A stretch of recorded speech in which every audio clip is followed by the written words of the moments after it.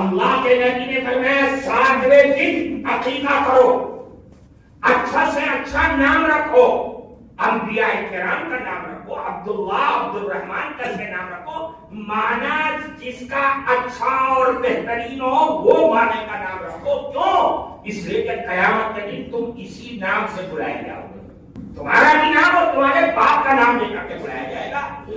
اب دیکھو ان دونوں عملوں کے درمیان عقیقہ اور نام اللہ کے نبی کی ایک سنت کہہ لیجیے، مستحب عمل تحریم۔ کہاں ہوتی ہے تحریم؟ نیک صالح آدمی سے جوارا، کھجور یا مٹھائی یا کوئی ایسی چیز چبوا کر کے بچے کے تانوں میں اس کے جبڑے میں لگا دو۔